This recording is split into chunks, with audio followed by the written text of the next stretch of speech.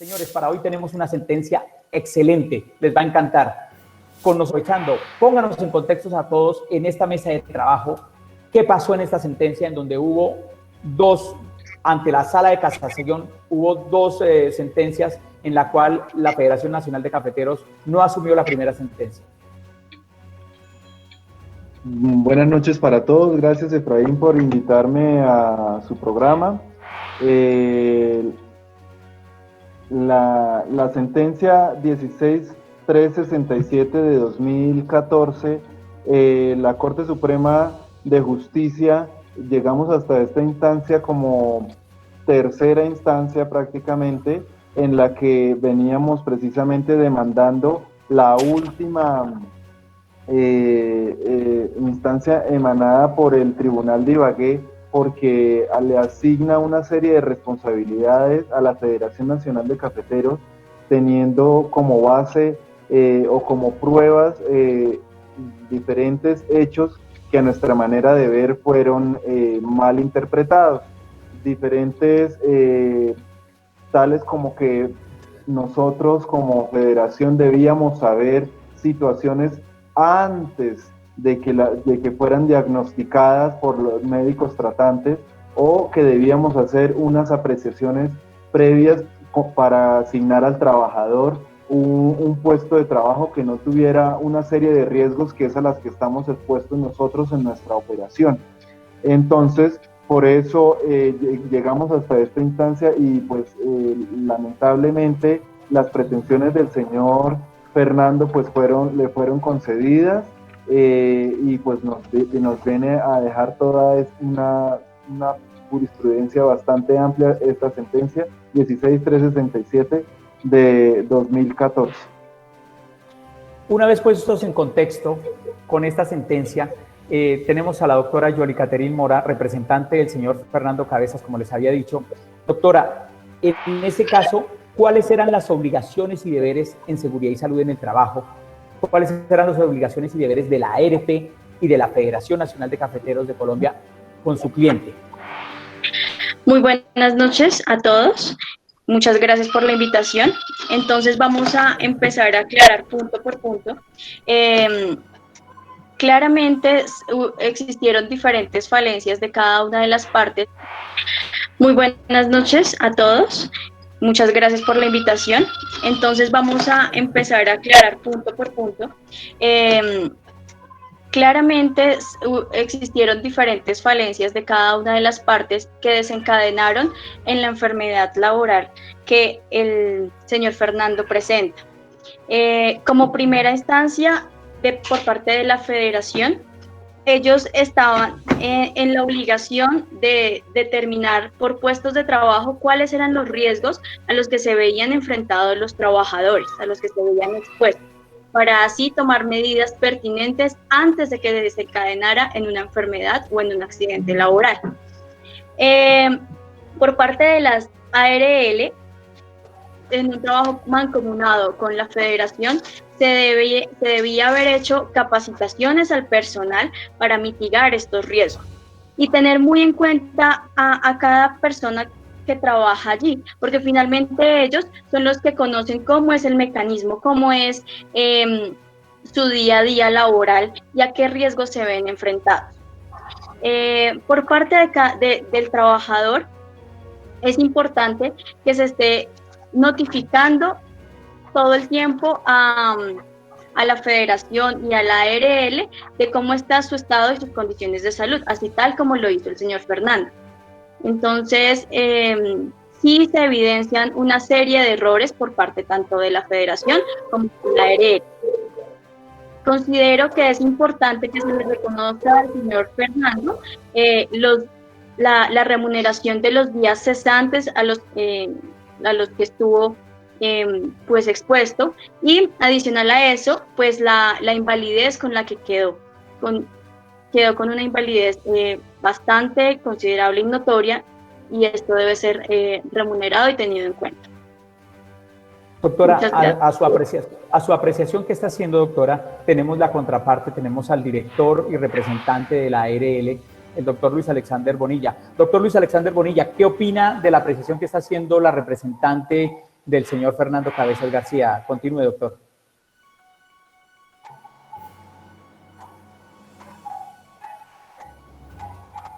Para todos, gracias Efraín por la invitación, gracias por estar presentes en esta reunión. Entonces, bueno, quiero primero aclarar que nosotros como ARL hemos venido haciendo actividades junto con la federación. Sin embargo, pues siento que la federación no tuvo en cuenta en alguna instancia nuestras recomendaciones. Tengo en cuenta de que en primera instancia pues no hubo, digamos por decirlo así, la aceptación de la demanda del señor Fernando, en donde no se le estaba calificando con invalidez. En la segunda instancia se le calificó al señor Fernando una enfermedad laboral, que es la enfermedad por estrés postraumático, y finalmente, pues para tener en cuenta, se le recomendó a la federación de que se requería reubicar a esta persona en zona de bajo riesgo. Es importante que se tenga en cuenta esto. Igual nosotros como ARL hemos venido haciendo actividades, puesto que nosotros tenemos un sistema de gestión bastante amplio en nuestro portafolio. Entonces, pues muchas gracias.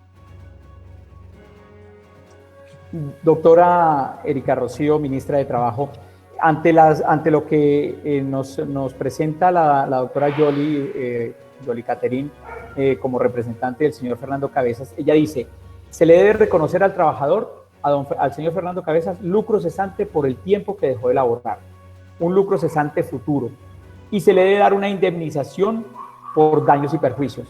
Doctora, en ese orden de ideas, ¿cuál sería la importancia de la sentencia para la seguridad y salud en el trabajo desde su ministerio que usted lidera?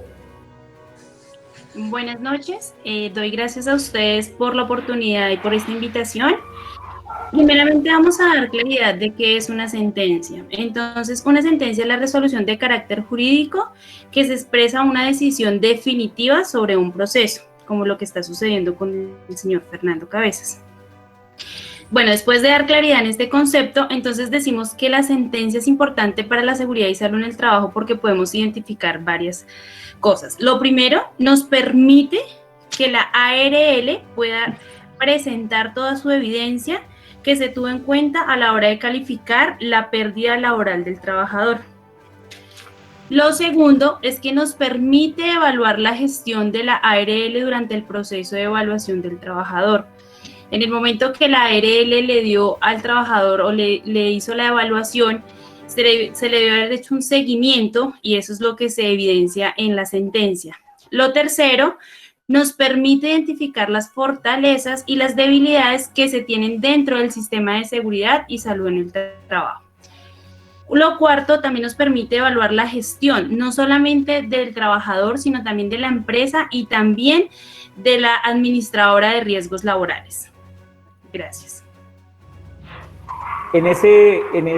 Ya puestos todos en contexto y entendiendo lo que sucedió ante la sala de casación, que es la sala final donde se toma la última determinación, ¿cuál sería para ustedes su opinión? Es que la Corte es bastante clara en asignarle esta responsabilidad que a través de la legislación deben tener todas las organizaciones, ser muy responsables y prevenidos, porque rayan en este caso en la negligencia de enviar a una persona que estuvo expuesta a un caso que le complicó su vida, a una condición de bastante riesgo, lo envía a una situación igual.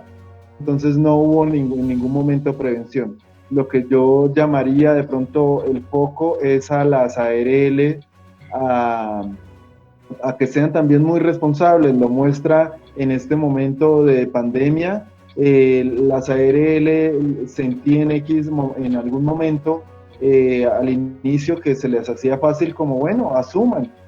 Y el gobierno nacional les dejó claro que ellos también son muy responsables, son administradoras los riesgos de las empresas que están afiliadas. Entonces, para mí esta sentencia es bastante clara y ilumina nuestro trabajo y pues para lo que me estoy formando. Gracias. Yoli Caterín. Entonces,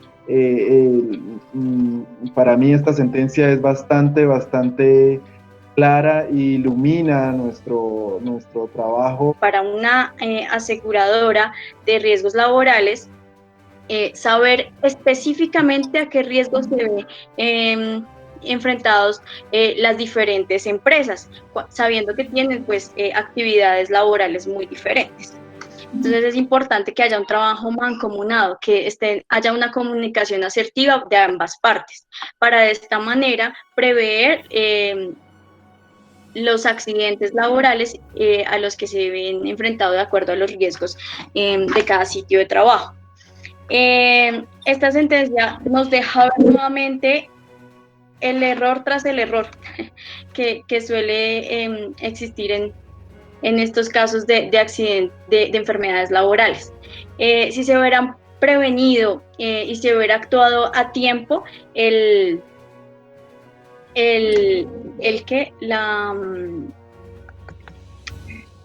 la enfermedad laboral que presentó el señor Fernando no hubiera sido tan agresiva como lo fue en la realidad. Entonces, hay muchas cosas que se pueden prever desde las actuaciones a tiempo, pero para ello debe haber una comunicación asertiva de ambas partes. Bueno, y también incluir a cada uno de los trabajadores, porque como bien lo decía, finalmente ellos son los que conocen cuáles son los riesgos. Entonces, tenerlos muy en cuenta. Luis Alexander, ¿cuál es su apreciación? Bueno, de acuerdo también a lo que dicen mis compañeros, estoy de acuerdo. Siento que hubo negligencia por parte de la evaluación de los riesgos laborales o de pronto tener en cuenta la matriz de riesgos laborales para el estudio del trabajo del señor Fernando. Aparte de eso también de que no fue escuchado asertivamente. Entonces siento que también la ARL y la federación faltó como en saber escuchar generosamente a esta persona de que se estaba realizando queja por sus actividades laborales. También eso tiene que ver en algo de la claridad del rol, puesto que se siente afectado esta persona también en evaluando en la parte psicosocial. También pues de tener en cuenta de que se llegó muy tarde digamos, a evaluar, a dictaminar a esta persona, puesto que realmente casi se afectó su capacidad al 50%, un 51,2% cambia a una persona totalmente para sus actividades diarias, y siento que sí se requiere como enfatizar, porque las ARL en cierta instancia solamente se están rigiendo es de acuerdo a solicitudes de la empresa, no van más allá, o sea, no indagan, no están como generando iniciativas como para prevenir de cierta manera estos accidentes laborales, y pues es un aprendizaje bastante, es un aprendizaje bastante tanto, o sea, para las tres partes, para la federación, la ARL y también al trabajador.